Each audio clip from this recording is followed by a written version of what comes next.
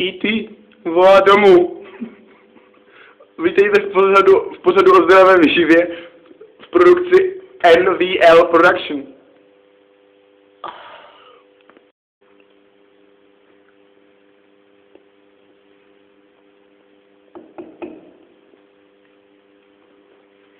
Dobrý den, vážení televizní diváci, vítám vás já, Bydlička. Do dnešního pořadu jsme si pozvali zvláštního hosta, pana Řízka. Říkáte si, proč zrovna Řízka? Ale není Řízek, jako Řízek. Tak a teď bych poprosil našeho figuranta, pana Lžičku, aby pana Řízka vyndal lídsky. Přejte mi hodně štěstí. Do toho, pane Lžičko. Je to riskantní, ano.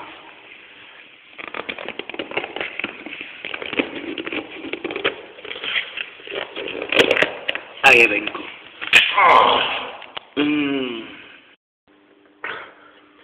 Ani to nebolelo a pan Řízek je venku.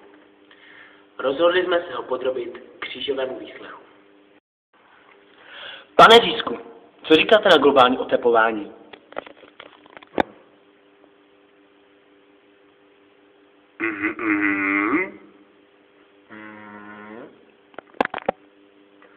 Děkuji. Další otázka.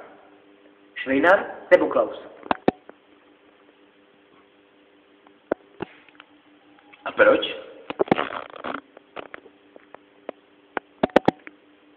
Výstižný argument. A poslední otázka. Co si myslíte o homosexuálech?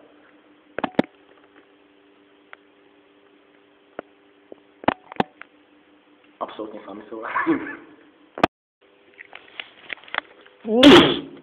Reklama. What? Můj paternek what? Ťavna se, ale ta byla plíseň. KSM. Proto si to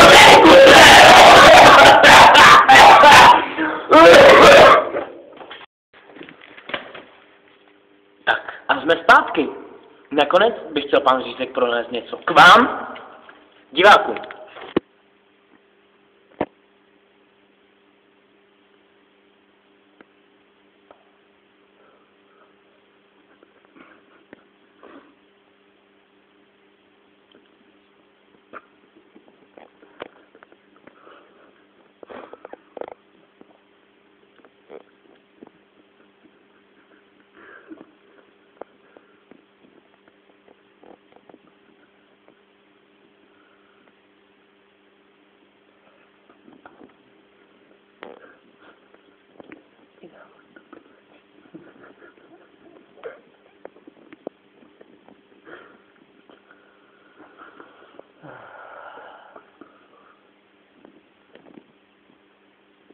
To je mi ale proslov.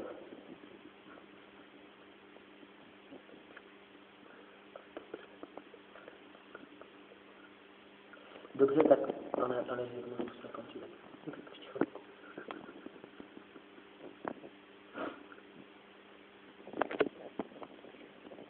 Ano. Tak dnes to bylo opravdu vyčerpávající, děkujeme panu Řízkovi a příští týden se těším. Nashledanou.